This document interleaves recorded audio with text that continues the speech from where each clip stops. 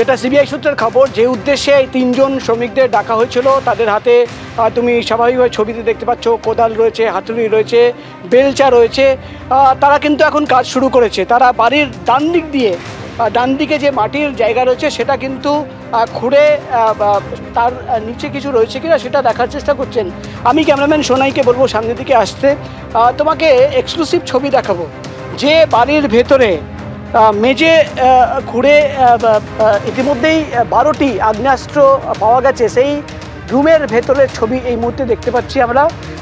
2 জন সিবিআইয়ের অফিসারদের দেখতে পাচ্ছি। 2 জন সিবিআই অফিসার, একজন বসে রয়েছেন এবং আরেকজন তিনি কিন্তু দাঁড়িয়ে রয়েছেন, এবং যে কাজ চলছে সেটা কিন্তু তিনি ইন্সপেকশন করছেন। এবং বাড়ির ভেতরের ছবি, ঠিক সেই রুমের ভেতরের ছবি জানলা থেকে আমরা তোমাকে দেখাচ্ছি। এই বাড়ির ভেতরে, এই রুমের ভেতর থেকেই কিন্তু প্রচুর আগ্নেয়াস্ত্র পাওয়া গেছে। অফিসিয়াল ফিগার এখন পর্যন্ত আমরা যেটা জানতে পারছি 12টি আগ্নেয়াস্ত্র।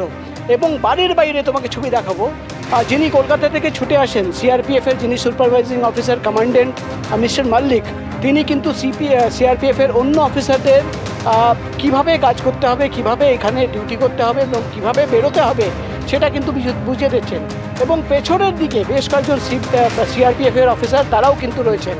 অর্থাৎ একদিকে যেমন এই বাড়ির ভেতরে, রুমের ভেতরে কাজ চলছে, খোদার কাজ চলছে, অন্যদিকে কিন্তু সিআরপিএফের অফিসাররা তারা কিন্তু বাড়ি ঘিরে রেখেছেন।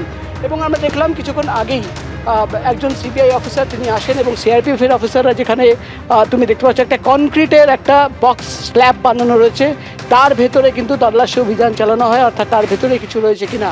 এবং তোমাকে বলে দিই, সিবিআইয়ের অফিসাররা যেটা জানাচ্ছেন, তাদের কাছে কিন্তু পিন পয়েন্ট একদম স্পেসিফিক ইনফরমেশন ছিল যে এই বাড়ি, যেটা স্থানীয় সূত্রের খবর, আবু তালেব মোল্লা হাফিজুল খাঁ, একজন তৃণমূল কংগ্রেসের নেতা, তার তিনি আত্মীয়। এবং বাড়ির উল্টো দিকে যিনি থাকেন, প্রতিবেশী, তিনি যেটা জানাচ্ছেন যে 3 দিন আগে নিজের স্ত্রীকে নিয়ে তিনি কিন্তু এই বাড়িতে এসেছিলেন, মাঝে মাঝেই আসতেন। এখানে তিনি থাকতেন না, কিন্তু এই বাড়িতে মাঝে মাঝেই আসতেন। প্রাথমিকভাবে যেটা সিবিআই আধিকারিকরা ইতিমধ্যেই কিন্তু দাবি করছেন, অর্থাৎ তারা মনে করছেন যে শেখ শাহজাহান, তার বাড়িতে তোমার মনে থাকবে যে ইডি অফিসাররা যেদিন তল্লাশি অভিযান চালিয়েছিলেন, সেদিন কিন্তু ইডি অফিসারদের ওপরে হামলা চালানো হয়, এবং তারপর থেকেই কিন্তু একটা বড়সড় প্রশ্ন উঠতে শুরু করেছিল যে তাহলে শাহজাহানের বাড়ির ভেতরে এমন কি ছিল যেটা গোপন করার জন্য, লুকোনোর জন্য ভেতর থেকে তালা বন্ধ এবং সেই তালা খোলা হয়নি, এবং ইডি অফিসারদের ওপরে হামলা চালানো হলো। এখন আজকের দিনে দাঁড়িয়ে সিবিআই একেবারে নিঃসন্দেহ প্রশ্নটা সেদিন উঠেছিল যখন একেবারে হামলা চালানো হয়েছিল, ইডির যারা আধিকারিক ছিলেন, সিআরপিএফ জওয়ান ছিলেন, সেদিনই প্রশ্ন তোলা হয়েছিল যে শেখ শাহজাহানের বাড়িতে কি এমন থাকতে পারে। আর আজকে সেই দেখা যাচ্ছে যে আরেকটা, সেখান থেকে বেশ কিছুটা দূরে আরেকটা বাড়িতে প্রচুর পরিমাণে অস্ত্র উদ্ধার হচ্ছে।